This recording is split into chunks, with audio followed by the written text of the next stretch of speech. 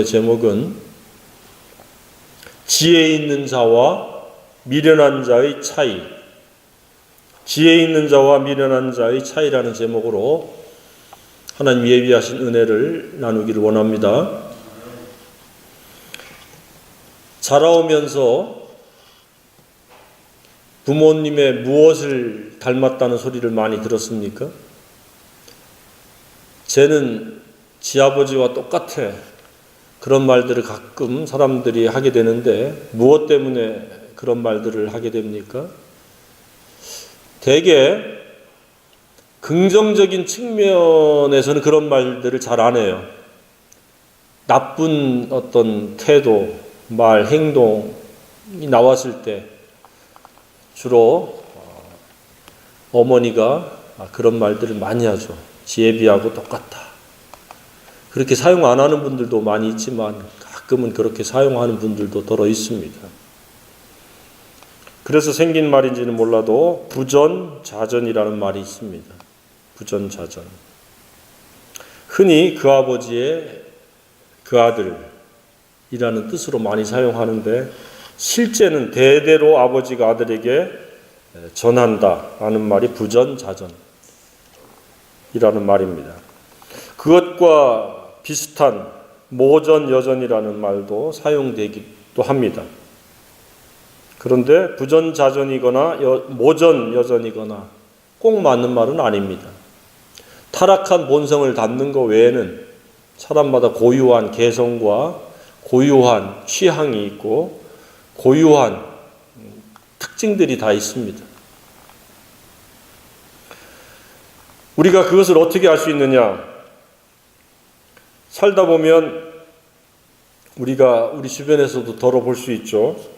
아주 훌륭한 아버지와 어머니 밑에서 아주 못된 자녀가 생길 수도 있습니다. 그 아버지들은, 그 어머니는 매우 따뜻하고 자상하고 훌륭한데 그 아들은 범죄에 연루돼서 부모의 속을 썩이는 그런 경우도 허다합니다. 반면에 별로 훌륭한 점을 찾아보기 힘든 그런 부모 밑에서 아주 훌륭한 자식이 되는 경우도 많이 있습니다.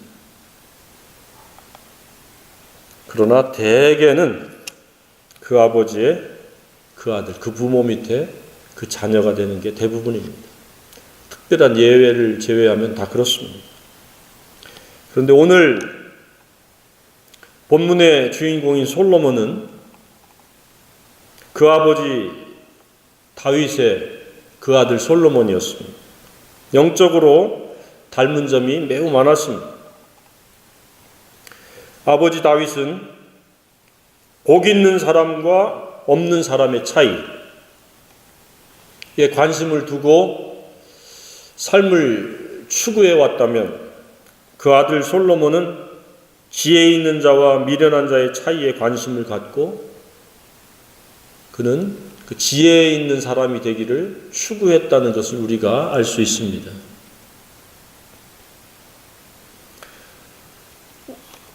우리의 아버지, 나의 아버지는 과거에 주된 관심이 무엇이었는가? 대다수의 부모님들은 먹고 사는 일이 주된 관심이었죠. 어떻게 하면 자식들을 안 굶기고 학교 보내줄 수 있을까? 그것이 주된 관심이었습니다. 그러나 그것은 모든 지구상의 부모들이 짊어질 의무입니다. 의무의 관심은 아무리 잘해도 본전을 넘어갈 수가 없습니다. 그런데 이 다윗과 솔로몬의 관심의 분야는 어떤 분야입니까? 의무의 분야, 육적인 분야가 아니라 영적인 분야였습니다. 영적인 것이었습니다. 하나님과 진리에 관한 것이었습니다. 먹고 사는 문제에 관한 관심이 아니었습니다. 이쯤에서 부모의 관심사는 부모의 관심사고 그건 과거적 이야기고 현재 나는 어떤 관심을 가지고 살고 있는가? 다윗과 같이 복 있는 사람에 대한 관심인가? 솔로몬과 같이 지혜 있는 자에 대한 관심인가? 그냥 아무 생각 없이 멍 때리며 사는가? 그 생각대로 되어집니다. 그것을 가치관이라고 이렇게 이야기를 합니다. 그래서 좋은 가치관부터 나쁜 가치관까지 다양한 가치관을 가지고 사는데 다윗의 가치관은 복 있는 사람이 되어지는 것이었습니다. 솔로몬은 지혜 있는 사람이 되는 것이었습니다. 우리는 이 부분에 있어서 다윗과 솔로몬의 도전을 받을 필요가 있습니다. 다윗의 관심이 나의 관심이요 솔로몬의 관심이 나의 관심이 되어야 마땅할 줄로 생각합니다. 결국 솔로몬은 아버지 다윗의 영향을 받았던 겁니다. 아버지 다윗이 복 있는 사람이 되고자 추구했고 그것이 어떤 사람이 복 있는 사람인지에 대해서 언급하고 또 그것에 대해서 우선순위를 두니까 솔로몬은 좀 더 디테일하게 지혜 있는 사람에 대해서 관심을 기울이고 그것에 대해서 이렇게 성령의 도우심 가운데 기록으로 오늘날 우리에게 남겨준 줄로 생각합니다. 그러니까 오늘날 사람들의 가치관과 인생관에 비교하면 많은 차이가 있을 수 있습니다. 모든 사람들은 먹고 사는 일을 1차적으로 생각합니다. 그것이 해결되면 그 다음에 쾌락과 명예와 자기를 높이려고 하는 자기 영광을 추구합니다. 그래서 사람들 앞에 잘나 보이고 인기 많고 돈 많고 하고 싶은 것을 제한 없이 할 수 있는 그런 것에 관심을 갖습니다. 그런 것을 추구합니다. 복 있는 사람이 무엇이냐, 지혜 있는 사람이 무엇이냐, 안중에 없습니다. 그런데 다윗은 하나님께 은혜 받는 복 있는 사람으로 사는 것이 그의 주된 관심이었고 추구였습니다. 중간의 실패와 시행착오가 있었지만 결국은 그 다윗의 가치관, 관심대로 그 길을 갔고 하나님께서는 그에 대해서 내 마음에 맞는 자라고 평가를 하셨습니다. 그 동기 하나만으로도 하나님께서는 매우 만족하셨다라는 것을 알 수 있습니다. 먹고 살기에 연연하고 급급한 사람들과 비교했을 때 얼마나 많은 차이가 있습니까?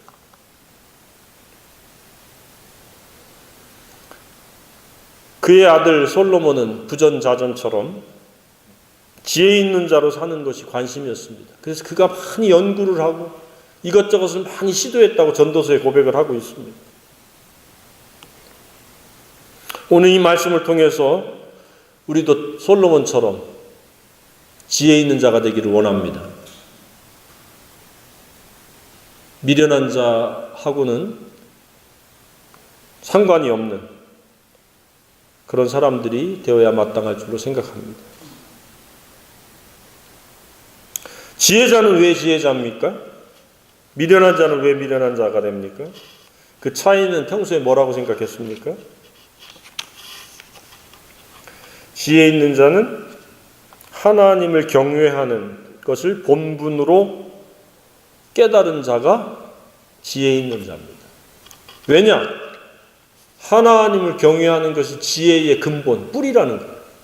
그러니까 하나님을 경외하지 않고는 그 누구도 지혜자가 될 수 없다는 사실입니다. 이를테면 세상에서 대단히 처세술이 뛰어나고 민첩하고 잘 이해하고 주제 파악을 잘하고 지능지수가 매우 높고 공부도 매우 잘하고 출세한 사람이 지혜자가 아닙니다. 지혜자는 하나님이 지혜의 근본이다. 그것을 경외하는 것이 지혜의 뿌리다 라고 깨달은 자가 지혜자입니다. 오늘 이곳에 계신 분들이 지혜자입니다. 모든 지식의 근본은 하나님을 경외하는 데서부터 시작돼야 됩니다. 그 하나님과 분리되어지면 사람들 보기에 어떠한 똑똑하고 잘났다 할지라도 그것은 사람 보기에 그럴 뿐이지 하나님 보시기에는 매우 미련한 자들입니다. 두 번째는 지혜 있는 자는 어떤 자입니까? 하나님의 말씀을 귀담아 듣는 자요. 그 말씀에 순종하는 자. 다윗은 오직 여호와의 율법을 즐거워한다고 말씀했고 주야로 묵상한다고 고백했었는데, 이 솔로몬은 하나님의 교훈을 존중하고 성령의 음성에 귀를 기울이는 그런 자를 가리켜 지혜자라고 언급을 하고 있습니다. 세 번째는 무엇입니까? 성령으로 말미암아 말씀을 깨닫고 순종하며 살아가는 자다. 여기 23절에 살짝 숨겨놨죠. 나의 책망을 듣고 돌이키고 회개하고 보라 내가 나의 영을 너에게 부어주며 내 말을 너에게 보이리라. 무슨 말씀이에요? 회개하고 성령으로 말미암아 진리를 순종하는 사람이 지혜자라는 거예요. 지금 이 대비를 시키고 있잖아요. 지혜자와 미련한 자. 뿐만 아니라 이 지혜자에 대한 또 다른 수식들이 계속 잠언 전체에 언급되어 있는데, 그런 이 지혜자가 가는 길에 대해서 어떻게 표현하고 있는가 하면은 정의의 길을 간다, 성도의 길을 간다, 즐거운 길을 가는 자다, 지혜로운 길을 가는 자다, 생명나무이다, 의인의 길을 가는 자다, 생명의 평탄한 길을 가는 자다, 생명의 길을 가는 자다, 바른 길을 가는 자다, 깨끗한 자의 길을 가는 자다, 마땅히 행할 길로 가는 자다. 그 외에도 뭐 다수 있어요. 한마디로 긍정의 수식들이 다 붙어 있습니다. 그러니까 지혜 없는 미련한 자는 그에 정반대죠. 불의의 길을 간다, 멸망의 길을 간다, 악한 길을 간다, 고통의 길을 간다, 미련한 길로 간다, 사망나무이다, 악인의 길을 간다, 사망의 우여곡절 길을 간다, 굽은 길을 간다, 더러운 길을 간다, 마땅히 가지 말아야 될 길을 간다. 대조가 되는 거예요. 이렇게 지혜 있는 자의 길은 어떠한 보상이 따르고 어떤 은혜가 있어요? 그래야만 우리가 이 지혜로운 길을 가죠. 그렇지 않으면 지혜로운 길을 갈 필요가 뭐가 있습니까? 예배 생활을 뭐하러 할 필요가 있습니까? 그냥 열심히 노력하고 내가 하고 싶은 대로 하면서 살면 되지. 가장 중요한 은혜는 하나님을 만나는 은혜, 하나님의 임재, 임마누엘의 은혜가 있다는 사실입니다. 그걸 경험하고 있습니까? 우리 매 삶 속에서 하나님이 나와 동행하는 그 임재를 추상적이고 관념적으로 느끼는 것이 아니라 내가 체험적으로, 경험적으로 느낄 수 있다는 사실입니다. 이루 말로 할 수가 없어요. 하나님의 임재의 은혜라는 것입니다. 사전에 우리가 고생하고 힘들 일들을 미리 사전에 제거해 준다든지, 어려운 상황에 최선의 결과를 만들어내도록 돕는다든지.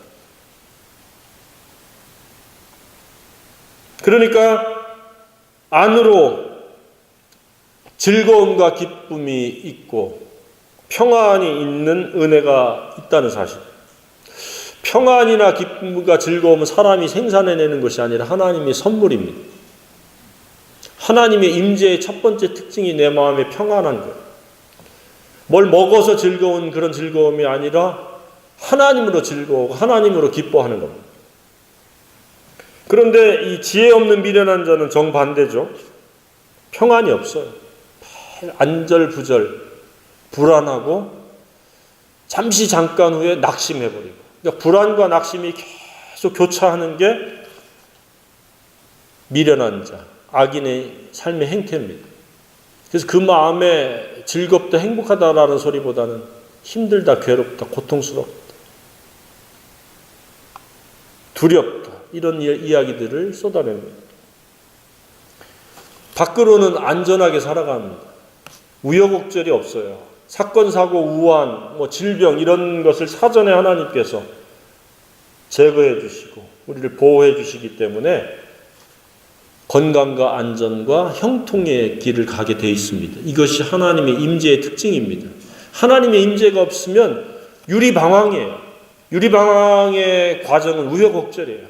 가지 말아야 될 곳에 가니까 늪에 빠지기도 하고, 가지 말아야 될 곳을 가니 가시떨기를 만나게 되고, 사나운 맹수를 만나게 되고, 목자가 되신 예수님의 손을 잡고 가면 그런 일이 발생하지 않습니다. 잘 가다가 갑자기 한순간에 어떤 낭떠러지에 떨어지기도 하고, 그래서 사망에 이르기도 하고, 아니면 중상을 당하기도 하고, 안전이 보장될 수가 없어요. 스스로 살아가는 길은 잘해야 본전. 지혜 있는 자로서 그런 하나님의 은혜가 있기를 주님의 이름으로 축복합니다. 우리는 은혜 아니면 살 수가 없습니다. 뿐만 아니라 저와 여러분이 알고 있는 모든 사람들이 그러한 하나님의 은혜를 경험할 수 있으면 좋겠습니다. 은혜를 정말로 발톱의 때만큼도 여기지 않고 살아갑니다. 자기가 열심히 땀 흘려서 수고하면 그 수고한 결과로 먹고 살면 되지라고 생각하는 사람들이 대부분인데, 그것만 가지고 됩니까? 사람은 예기치 못할 때 우환이 닥치고, 사건 사고가 닥치고, 사기를 당하고, 어려움을 닥치고. 근데 하나님께서 그런 일들을 사전에 보호해 주시는 거예요. 목자가 되셨어요. 양들을 지키시듯이 지켜주시는 거예요. 눈동자처럼 지켜주시는 거예요. 그게 은혜입니다. 그런데 아무에게나 그런 게 아니라 지혜자에게, 하나님을 경외하고 회개한 자, 그리고 성령을 따라 살고자 하는 자에게 그런 하나님의 은총이 있다는 사실입니다.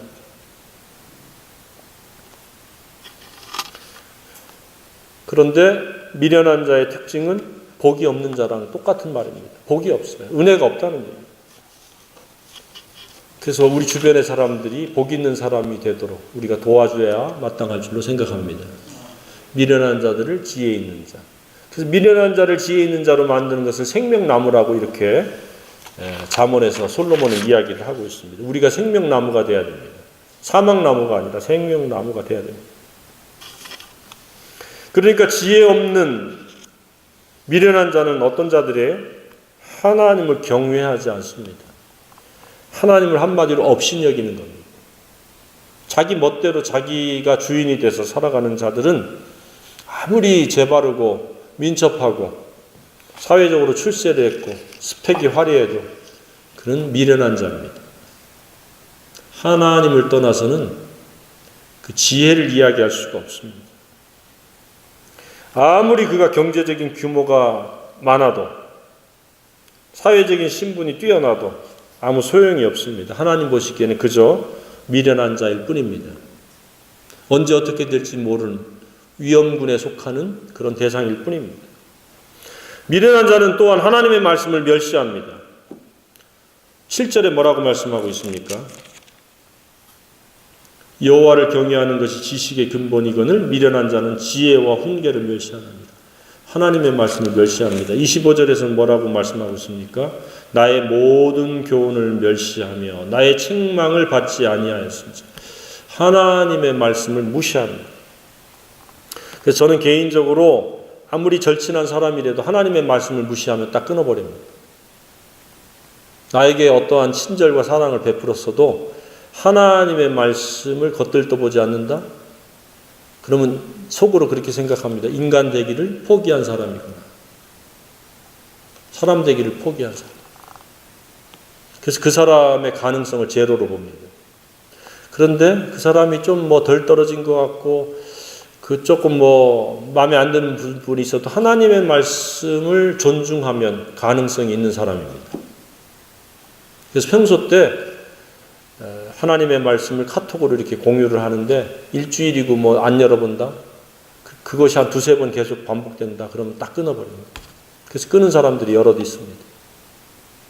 하나님의 말씀은 생명입니다. 하나님이십니다. 그래서 우리가 하나님을 멸시하고 업신 여기는 걸 어떻게 알아요? 하나님 말씀에 대한 태도입니다. 진리가 없이는 그 누구도 자기를 바로 이해할 수 있는 사람이 없습니다. 자기가 얼마나 더러운지, 또한 하나님이 얼마나 자기를 사랑했는지를 알 수 있으려면 하나님 말씀을 알아야 됩니다. 근데 하나님의 말씀을 무시하면 스스로가 왕이요 임금이요 자기가 대단히 잘난 줄로 착각하는 사람입니다. 그래서 미련한 자 위에 완악한 자가 있는데, 미련한 자는 하나님을 경외하지 않는 건데 완악한 자는 하나님의 말씀을 완전히 업신여깁니다. 그런 자들은 미래가 없습니다. 가능성이 거의 희박합니다. 그러나 하나님의 말씀을 두려워하며 존중하는 사람은 지금 당장 순종하지 못할지라도 그는 가능성이 있는 사람입니다. 미련한 자는 세 번째 어떤 특징이 있어요? 귀가 얇은 자들입니다. 악한 자의 꾀임을 따라가는 자들입니다. 10절에 내 아들아 악한 자가 너를 꿰일지라도 따르지 말라. 근데 미련한 자는 사탄의 속삭임에, 유혹에, 그 미혹에 따라갑니다. 악한 자의 유혹의 목적은 무엇이에요? 죽이고 멸망시키려는 것이잖아요. 하나님의 말씀을 못 듣게 하고 원천적으로 들어도 금방 빼앗아 가려고 하는 거예요. 그래서 하나님의 말씀이 들어가서 작업이 이루어지면은 그 사람이 내면 세계가 치유되고 회복되어지고 인격이 변화되고 즐거움과 기쁨과 평안이 있고 밖으로는 안전과 형통과 보호가 있으니까, 건강이 있으니까 사탄이 뺏어버리는 거예요. 하나님 말씀 못 듣게 하는 거예요. 할 수만 있으면 하나님 말씀 못 듣게 하는 거예요. 그래서 결국은 풍성한 삶이 없는 거예요. 하나님의 말씀이 마음의 빛으로서 자리를 잡으면 어둠은 물러가게 돼 있고, 그 말씀은 그 사랑인데 사랑이 깃들어 있으면 욕심과 악한 정욕, 탐심은 물러가게 돼 있습니다. 그런데 말씀이 없으면 그 자리를 무엇이 대신해요? 자기 사욕, 욕심, 악한 정욕, 탐심이 왕노릇하면서 삶을 피폐하게 만듭니다. 풍성한 삶을 갖다가 완전히 망가뜨려 버려요. 그래서 결사적으로 우리가 지켜야 될 것은 하나님의 말씀을 듣는 일입니다. 읽는 일입니다. 안 읽으면 지옥이 됩니다. 마음이 지옥이 되고 삶이 지옥이 되어버립니다. 근데 사람들은 이 부분에 대해서 전투할 생각을 포기하고 살아갑니다.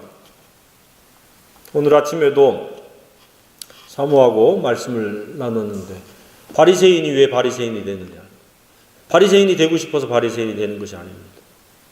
하나님 말씀을 통해서 경건과 묵상을 통해서 사랑을 증진시켜 나가고 발전시켜 나가지 않으니까 말로 때우게 되는 게 사랑합니다.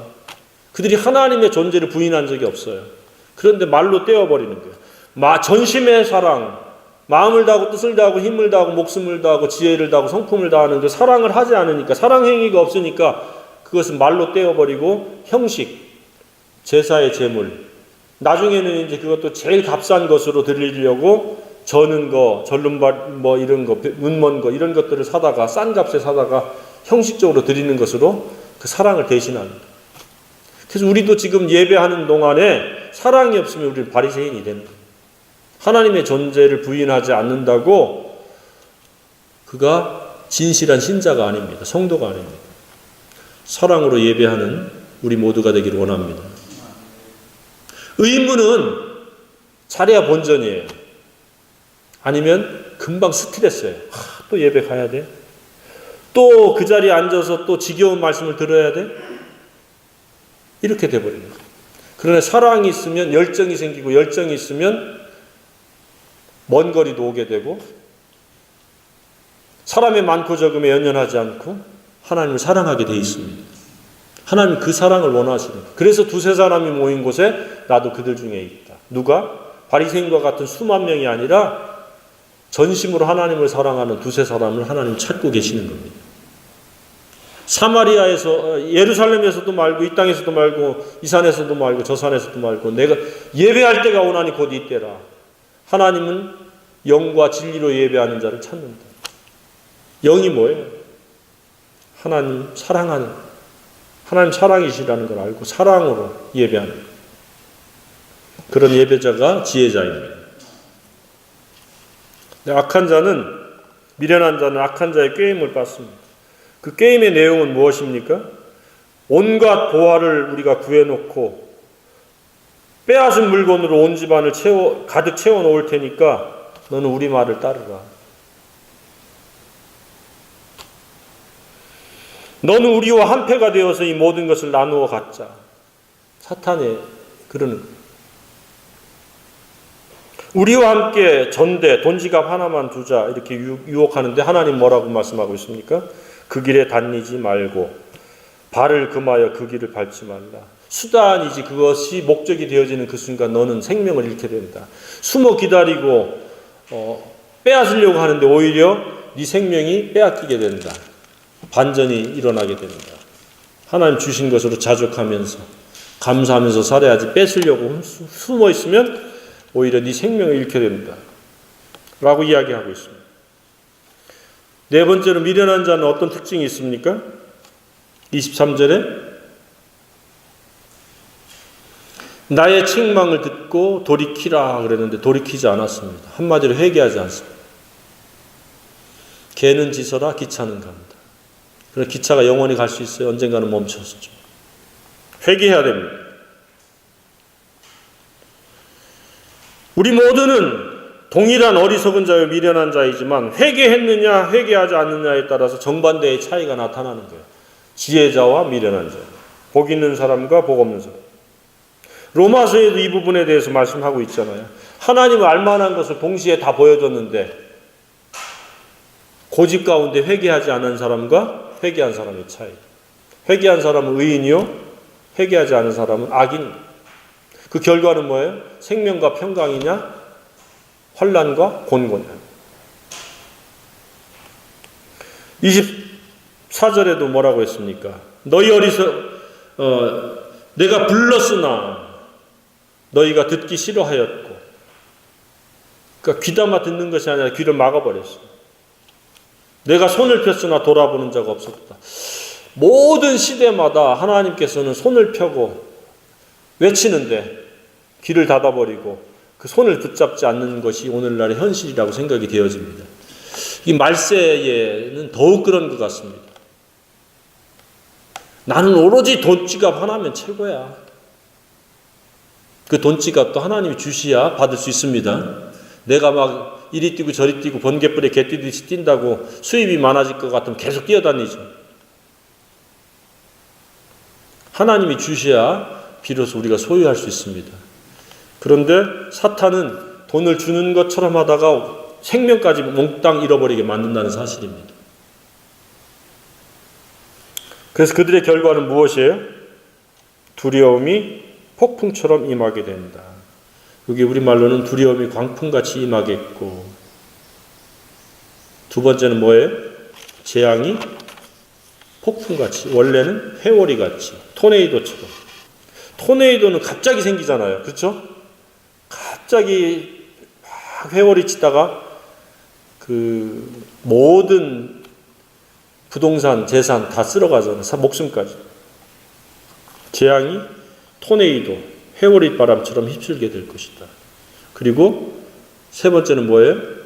우리말로는 근심으로 번역됐는데 고통과 슬픔이 이 말입니다. 미련한 자는 결말은 근심과 슬픔으로 마무리다. 그런데 왜 미련하느냐? 그 전에 충분한 기회를 주셨는데 회개해라, 돌이켜라, 중병이 들기 전에 돌이켜라, 망하기 전에 돌이켜라 했는데 듣지 않은 거예요. 그래서 결국은 실제가 된 거예요. 두려움이, 재앙이, 고통과 슬픔이. 그때서야 부르는 거예요. 28절에 그때에 너희가 나를 부르리라. 누가요? 미련한 자입니다. 지혜자는 언제 불러요? 그 전에. 돌이키라 그랬을 때 아멘, 회개하고 바로 돌이키는데 미련한 자는 그때서야 돌이키는 거예요. 그러니까 기회를 다 잃어버리고 더 이상 기회가 없을 때 부르짖는다는 거예요. 그래서 어떻게 하나님이 그래도 내가 대답하지 아니하겠고, 충분한 기회를 사용하지 않고 나중에 기회가 사라진 주에 떠들어대는 거예요. 집이 불 다 타고 나서 후회하는 거예요. 불 나기 전에 사전에 불 나지 않도록 예방조치를 해야 되는데 그때서야 부르고 찾는다는 거예요.